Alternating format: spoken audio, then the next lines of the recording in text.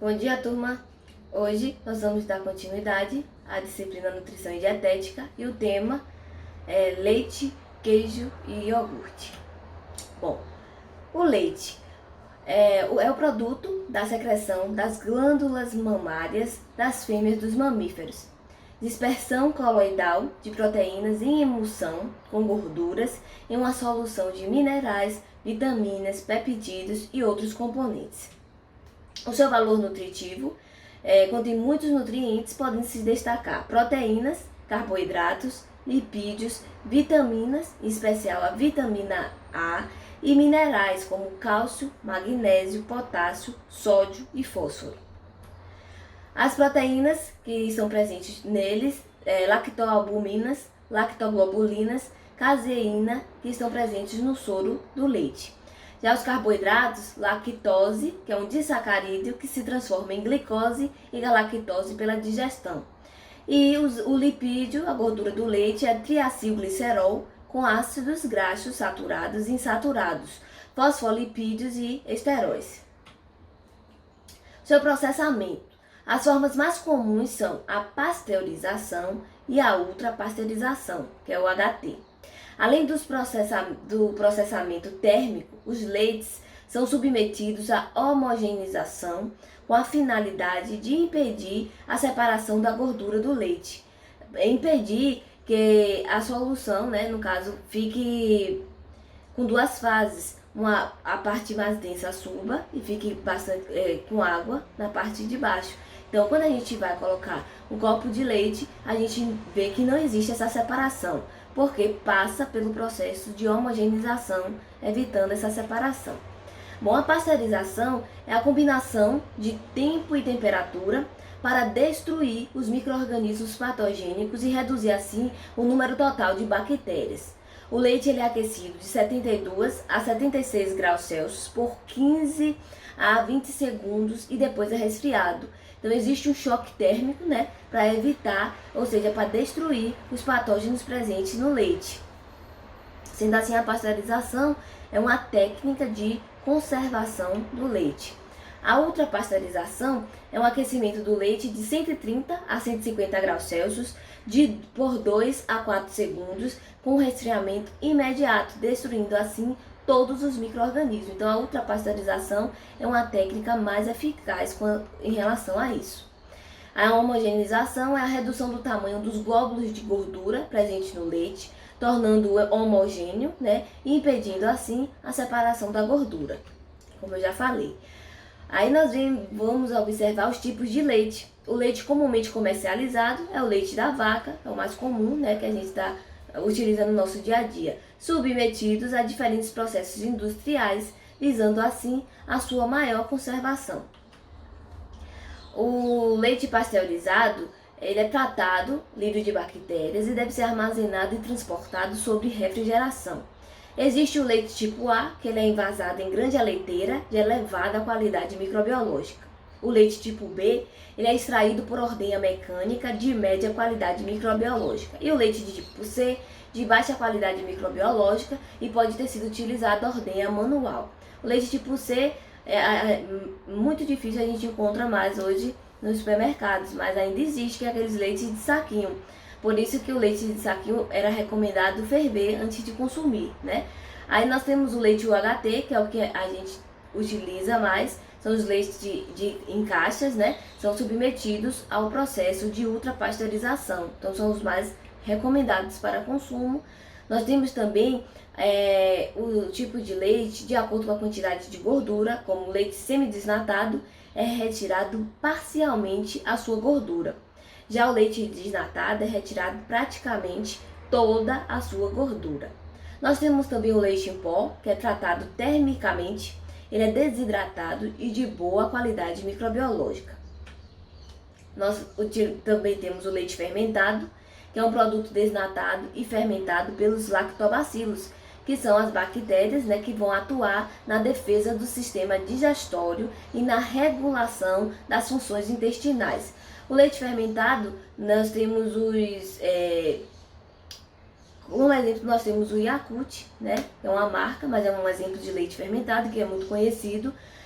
Infelizmente, muitos estabelecimentos, alguns, não posso estar acusando, né?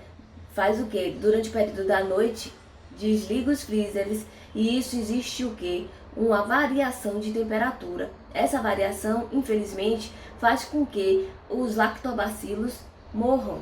Então, nem sempre o leite fermentado que a gente está comprando com a finalidade de estar regularizando as nossas funções intestinais, pagando muitas vezes até mais caro um pouco por ele,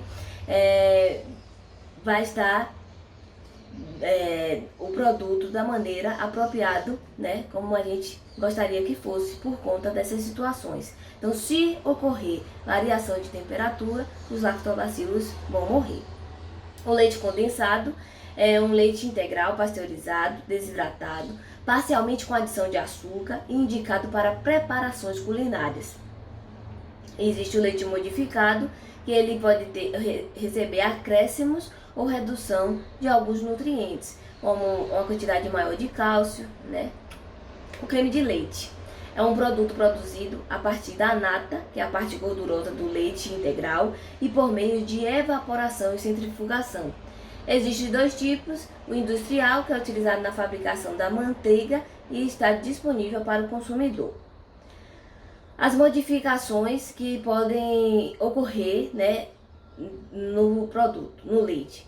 Os efeitos do calor sobre o leite. A temperatura de 60 a 65 graus Celsius vai formar uma película fina sobre a superfície desse leite, que é a famosa nata, podendo-se evitar essa formação tampando o recipiente ou mexendo o leite frequentemente quando estiver fervendo, quando estiver no processo de fervura.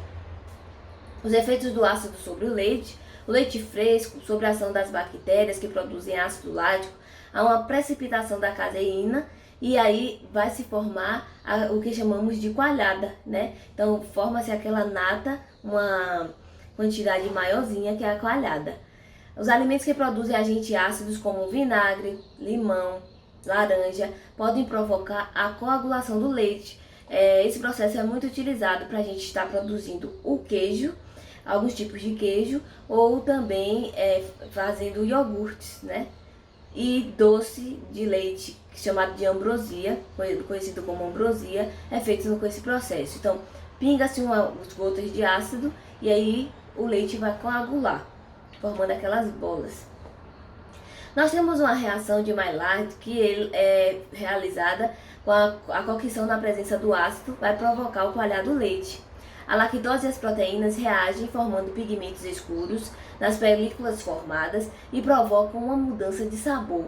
Com um pH superior, essa reação é acelerada. Acelerando essa reação, a coloração do leite vai modificando, ficando com aquela cor de caramelo, né? Escurecida. Na técnica dietética, a sua aplicação confere às preparações sabor, cor, maciez, umidade e cremosidade dos alimentos. Pode ser utilizado como meio de cocção para preparações não ácidas, como cereais, fazer arroz doce, mingaus, e na utilização e com hortaliças nós podemos estar fazendo sopas e cremes, né? Ou com ingredientes das preparações. Aí a gente vem para o queijo, que é um produto fresco ou maturado, sólido ou cremoso, obtido pela coagulação do leite pasteurizado por meio de ação isolada ou combinada do coalho, fermento lático, calor ou outro agente coagulante, seguido pela drenagem parcial do soro presente da massa resultante dessa coagulação.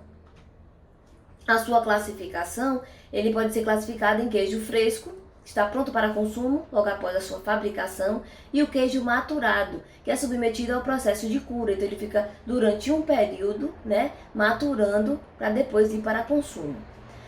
A maturação ou amadurecimento do queijo é a fase final do processo da fabricação do queijo. Ela consiste na maturação dos mesmos em câmaras com temperaturas e umidades controladas.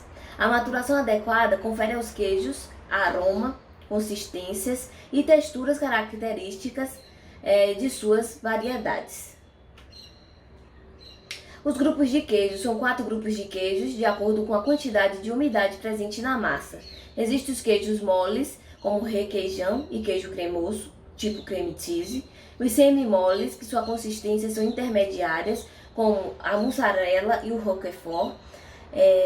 Alguns apresentam veios de morfo de cor azulada ou esverdeada, provocados por processos específicos que conferem o sabor e odor peculiares, um sabor mais forte, né? Que exemplo dele nós temos o queijo gorgonzola. Os duros, os mais conhecidos são o Edam, o cheddar e o gruyère, caracterizados pelos buracos chamados olhos que se formam pela ação das bactérias introduzidas no coalho. Essas bactérias produzem bolhas de ar que formam os buracos. Deixa aquele queijo estilo dos desenhos animados, né? Muito duros, os queijos envelhecidos durante mais tempo. Exemplo dele nós temos o parmesão, que nós costumamos ralar para utilizar nas massas.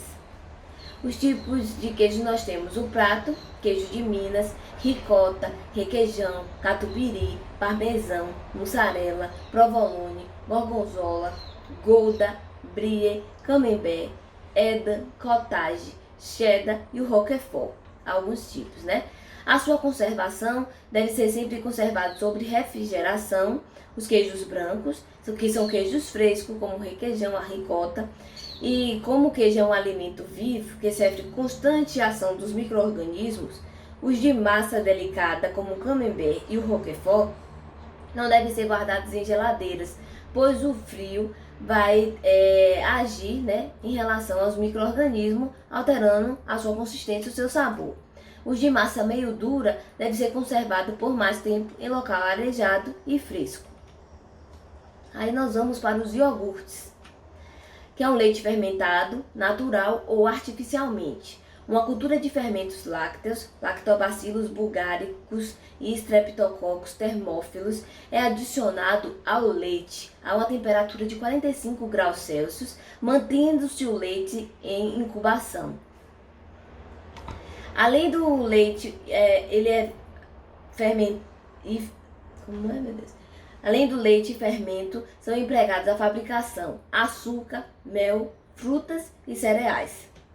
A sua conservação sob refrigeração, depois de aberto, tem que ser consumido em até 24 horas. Os tipos de iogurte nós temos desnatado, natural e integral, com pedaços de frutas, geleia, mel, frutas secas e cereais. Os iogurtes funcionais, eles contêm o bacilo Dan regulares, que são organismos probióticos que sobrevivem à passagem pelo trato gastrointestinal, chegando vivo e em grandes quantidades no intestino, auxiliando na regulação e aceleração do trânsito intestinal. Agora eu vou deixar para vocês uma mensagem, né, para a gente poder estar refletindo. Bom, imagine uma viagem em um carro chamado Vida, uma estrada chamada Sonho, com amores chamados Família e um amigo chamado Deus. Então vire a esquina chamada Esperança e quando chegar no local chamado Sucesso, agradeça ao motorista chamado Jesus. Quando chegar na casa chamada Prosperidade, não se acanhe com os hóspedes, cujos nomes são Andei, Lutei e Venci. Pense nisso e seja feliz. Uma boa semana.